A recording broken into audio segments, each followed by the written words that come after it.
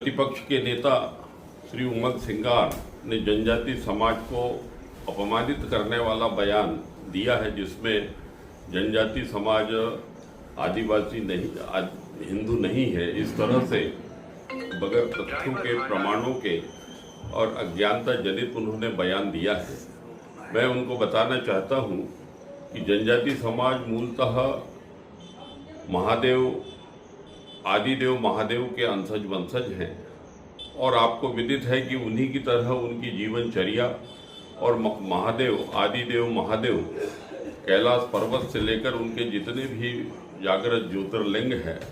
सभी वन्यांचलों में है। अधिकतम आदिवासी समाज महादेव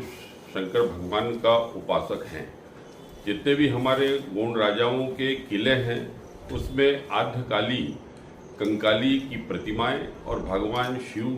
की ज्योतिर्लिंग, वहाँ पर हमारे पुरातन हमारे जो राजा थे वे सभी इसके उपासक थे। हमारे देश में हमारे जनजाति समाज के सभी भाई बहन सभी प्रकार के हिंदू पर्व, होली है, दिवाली है, रक्षाबंधन है, सभी पर्वों को अत्यंत धूमधाम के साथ मनाते हैं। यदि हम पुरातन काल में यदि हम जाएं तो ध्यान में आता है कि हमारी समाज की हमारी माता शबरी माता, जिसके आश्रम में प्रभु श्री राम मर्यादा पुरुषोत्तम, हमारी बहन हमारे समाज की अग्रज तपस्विनी माता के पास में जाकर और उनके झूठे बेर उन्होंने खाए और उनको सम्मानित किया। इसी तरीके से महाभारत काल में यदि आप देखेंगे तो महाभारत काल में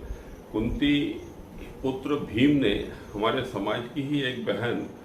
हेडम्बा, जिससे शादी की थी, जिसका पुत्र घटोत्कच और उसके बाद उनका बेटा बर्बरिक, और बर्बरिक का बेटा जिसको खाटू श्याम के रूप में समूचा सनातन धर्म उसकी उपासना करता है, भगवान श्री कृष्ण के वंशज, भगवान श्री कृष्ण के विग्रह के रूप में।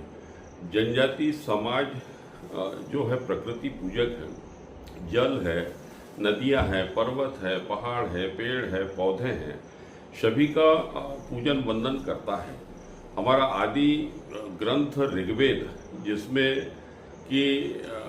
प्रकृति पूजा से लेकर हमारे वेदों में उसका चित्रण किया गया है, और जनजाति समाज आदि काल से प्रकृति पूजक है और सनातन धर्म